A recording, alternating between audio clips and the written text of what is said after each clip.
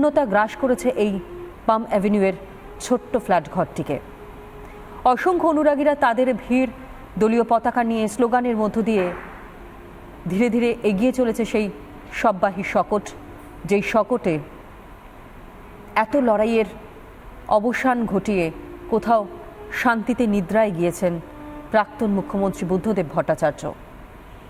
দলীয় সমর্থকদের উপস্থিতি, যারা রাজনীতির সঙ্গে যুক্ত নন, তারাও আজ ভিড় জমিয়েছেন শেষবারের জন্য এই রকম একজন সৎ, নির্ভীক, নিষ্ঠাবান, দায়িত্ববান, কর্তব্যপরায়ণ একজন সংস্কৃতি মনজ্ঞ রাজনৈতিক ব্যক্তিত্বকে শ্রদ্ধা জানাতে। মুখ্যমন্ত্রী মমতা বন্দ্যোপাধ্যায় তিনিও পৌঁছে গিয়েছিলেন।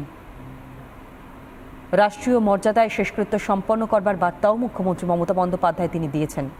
পূর্ণ দিবস আজ ছুটিও ঘোষণা করা হয়েছে প্রাক্তন মুখ্যমন্ত্রী বুদ্ধদেব ভট্টাচার্যের প্রতি শ্রদ্ধা নিবেদন করে। দলের তরফ থেকে সিদ্ধান্ত যে আজ পিস ওয়ার্ল্ডেই দেহ রাখা থাকবে এবং আগামীকাল আলিমুদ্দিনে, যেই আলিমুদ্দিনের সঙ্গে বুদ্ধদেব ভট্টাচার্যের একটা নিবিড় সম্পর্ক, দীর্ঘ রাজনৈতিক জীবন, এবং সেই দীর্ঘ রাজনৈতিক জীবনে আলিমুদ্দিন স্ট্রিট থেকেও অনেক বড় বড় সিদ্ধান্ত, অর্থাৎ এই যে পার্টি অফিস, সেই অফিস থেকেও বহু সিদ্ধান্ত নিতে দেখা গিয়েছে বুদ্ধদেব ভট্টাচার্যকে। আলিমুদ্দিন স্ট্রিটের সেই অফিসে শায়িত রাখা হবে আগামীকাল বুদ্ধদেব ভট্টাচার্যের নিথর দেহ। অসংখ্য মানুষ তারা আসবেন, শ্রদ্ধা নিবেদন করবেন, এবং আজ যে ছবি আমরা দেখতে পাচ্ছি চোখের জলে, তার সতীর্থরা, তার অনুরাগীরা বিদায় জানাচ্ছেন প্রাক্তন মুখ্যমন্ত্রী বুদ্ধদেব ভট্টাচার্যকে।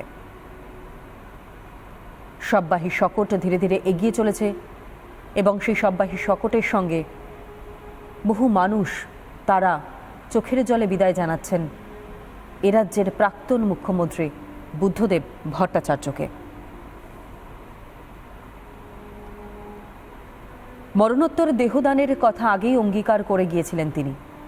সেই মতোই আগামীকাল এনআরএসে তার দেহ দান করা হবে। তার আগে মানববন্ধনের মধ্য দিয়েই পায়ে হেঁটে প্রিয় রাজনৈতিক এই নেতা বুদ্ধদেব ভট্টাচার্য তার দেহ তুলে দেওয়া হবে এনআরএস হাসপাতাল কর্তৃপক্ষের কাছে। অনির্বাণ সিনহা আমাদের সিনিয়র এডিটর এই মুহূর্তে আমাদের সঙ্গে রয়েছেন। অনির্বাণ, দেখো তনয়া, এই মুহূর্তে যে ছবিটা আমাদের দর্শকরাও দেখতে পাচ্ছেন, কিছুক্ষণ আগেই বলছিলেন যে বুদ্ধদেব ভট্টাচার্য তার 59 পাম অ্যাভিনিউ বাড়ি থেকে চিরতরে বেরিয়ে গেলেন, এই বাড়িতে আর ফিরবেন না। এর আগে বিভিন্ন অসুস্থতার সময় ফিরেছেন।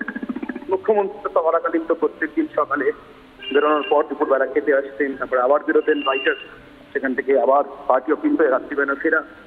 কিন্তু এবারে আর ফিরছেন না। অসুস্থতার পর যেভাবে ফিরেছেন সেভাবেও নয়, কর্মজীবনে যেভাবে ফিরেছেন সেভাবেও নয়।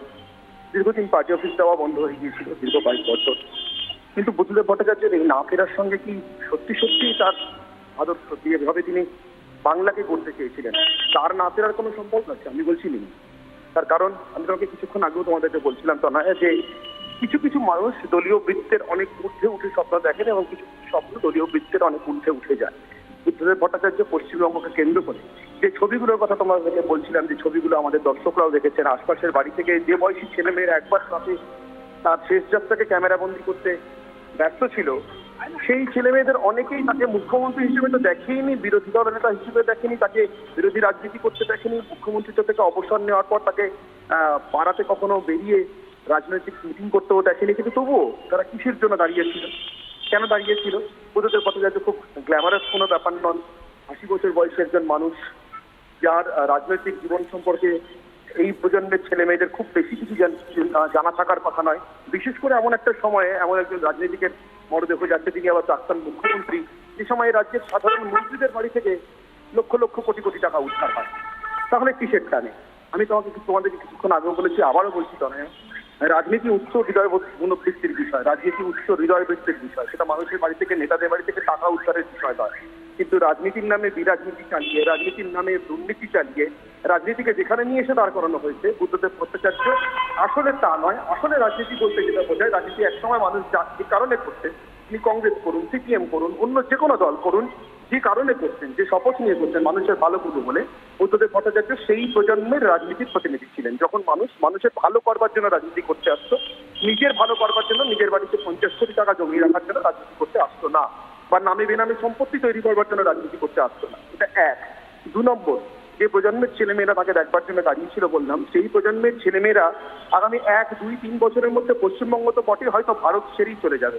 আর অন্তত যদি ভারত নাও ছাড়ে, এই পশ্চিমবঙ্গের এই শহরটা ছেড়ে যাবে। প্রথম 2-1 বছর পুজোর সময় হয়তো মা বাবার কাছে আসার চেষ্টা করবে, তারপরে তাতেও ছেদ করবে।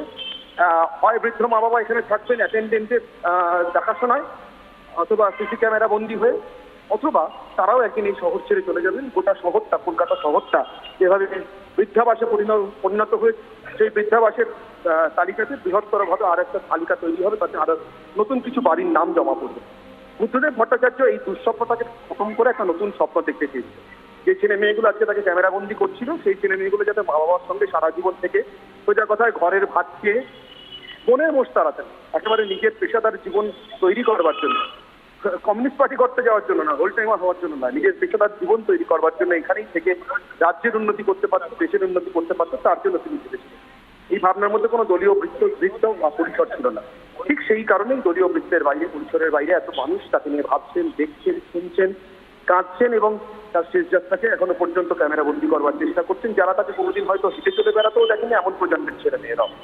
সেখানেই তনয়া এই স্বপ্নের, এই শেষ যাত্রার আমি বলবো যে সব থেকে বড় তাৎপর্য। আসলে কিছু কিছু যাত্রা শেষ হয় না, নিশ্চিতভাবে একটা মানুষের মনোদেহ যখন চলে যায়, শেষ কৃত্যের উদ্দেশ্যে চলে যায়, তখন তো সে আর ফেরে না, আমাদের চোখের সামনে সে অবশ্যই ফেরে না, কিন্তু তার এই আদর্শটা, তার চিন্তাটা, তার স্বপ্নটা, সেটা তো নিশ্চয়ই থাকে। সুভাষচন্দ্র বসু সহ ভারতের বড় বড় বিপ্লবীরা যখন আদর্শ নিয়ে রাজনীতি করেছেন, যখন স্বপ্ন দেখেছেন দেশ একদিন স্বাধীন হবে, সবাইকে দেশের স্বাধীনতা দেখে গেছে। তার মানে তো এই নয় যে তাদের মৃত্যুগুলো ব্যর্থ হয়ে গিয়েছে। বুদ্ধদেব ভট্টাচার্য যে স্বপ্নটা দলীয় বৃত্তের উঠে পরিসরের উঠে এই বাংলার যুবক তরুণ সমাজের জন্য দেখতে চেয়েছিলেন, তরুণ তরুণীদের জন্য দেখতে চেয়েছিলেন, যে শিল্পায়নের স্বপ্নকে সফল করতে চেয়েছিলেন, শুধু স্বপ্ন দেখে গিয়েছেন এমনটা নয়, শুধু খাতার পুঁথি পড়ে গিয়েছেন এমনটা নয়, নিজে হাতে কলমে সেই স্বপ্নকে সফল করবার জন্য দেশ বিদেশ ঘুরে বেরিয়েছেন। নিজের রাজ্যটাকে তার জন্য যতটা সুন্দরভাবে সাজানো যায়, শিল্পীর উপযোগী করে তোলা যায়, জমিনীতি যেভাবে তৈরি করা যায়, মানুষকে এলে একসঙ্গে জমি থেকে শুরু করে সমস্ত প্রয়োজন শিল্পপতির মেটানো যায়, তার জন্য সব রকমের ব্যবস্থাপনা করে তৈরি করে বসেছিলেন। তারই কিছুটা তৈরি অংশে আমরা এখন আজকাল অফিস করি, যেখানে তুমি আমি প্রত্যেকদিন আমাদের পেশার টানে আসি। আমাদের আশপাশে আমাদের ঘিরে থাকেন তথ্য প্রযুক্তি ক্ষেত্রে আরো অনেক কর্মীরা, বড় বড় বাঘা তথ্য প্রযুক্তি সংস্থার কর্মীরা। কিন্তু আবারও বলবো, যে সংখ্যায় আছেন, আমরা যে সংখ্যায় আছি, তার থেকে লক্ষ কোটি গুণ বেশি সংখ্যায়, অন্তত 1000 গুণ বেশি সংখ্যায় ছেলেমেয়েরা থাকতে পারতেন যদি বুদ্ধদেব ভট্টাচার্যের স্বপ্নকে খুন না করা হতো। ওটার অপমৃত্যুও হয়নি, ওটা নিজেও মারা যায়নি, ওটাকে খুন করা হয়েছে, সংকীর্ণ দলীয় রাজনৈতিক স্বার্থে খুন করা হয়েছে। সেই খুনটা যা কেউ করে ভাবতেই পারেন যে স্বপ্নটাকে শেষ করে দেওয়া গেল, কিন্তু আজকের ওই ক্যামেরাবন্দি করতে যাওয়া মুখগুলো, চোখগুলো, ছবিগুলো পরিষ্কার করে দিচ্ছিল যে স্বপ্নটা এখনো খুন করা যায়নি। নিশ্চিতভাবে বুদ্ধদেব ভট্টাচার্যকে রাজনৈতিকভাবে ক্ষমতা থেকে সরিয়ে দেওয়া গেছে, তার দলকে সরিয়ে দেওয়া গেছে, তাতে সত্যিই মানুষের বোধহয় কিছু এসে যায় না। এ রাজ্যের যুবক যুবতীরা হাতে কাজ চান। মমতা বন্দ্যোপাধ্যায় না বুদ্ধদেব ভট্টাচার্য মুখ্যমন্ত্রী থাকবেন, তাদের সত্যিই তাদের কিছু এসে যায়। তারা সেই কাজটা পাওয়ার জন্য এখনো যে ওই স্বপ্নটা দেখে যাচ্ছেন, ওই স্বপ্নটা যে মারা যায়নি, ওই স্বপ্নটা যে এখনো শেষ যাত্রায় যায়নি, সেটা আরো একবার প্রমাণ হয়ে যাচ্ছে এই ছবিটা দেখে। তনয়া, ঠিক তাই, অর্থাৎ ব্যক্তির স্বার্থের ঊর্ধ্বে গিয়ে তিনি রাজনীতি করেছেন, জনগণের স্বার্থে, রাজ্যের মানুষের স্বার্থে। স্বপ্নের ফেরি করে তিনি বেরিয়েছেন, যুব সমাজকে স্বপ্ন দেখিয়েছেন। শুধুমাত্র কৃষি নয়, একই সঙ্গে শিল্পের প্রয়োজন রয়েছে, সেই বাস্তবতা মানুষের সামনে তুলে ধরেছিলেন প্রাক্তন মুখ্যমন্ত্রী বুদ্ধদেব ভট্টাচার্য। আজ তার প্রয়াণ, এবং সেই প্রয়াণেই কার্যত চোখের জল কোথাও গিয়ে বাদ মানছে না শুধুমাত্র বামপন্থী নয়, একই সঙ্গে ডানপন্থী, যারা ছাত্র সংগঠনের সঙ্গে যুক্ত রয়েছেন, যারা রাজনীতির সঙ্গে যুক্ত রয়েছেন, যারা রাজনীতির বিন্দু বিসর্গ পর্যন্ত করেন না, রাজনীতি করেন না, রাজনীতি বোঝেন না, তারা পর্যন্ত আজ পথে নেমেছেন শেষ বিদায় জানাতে।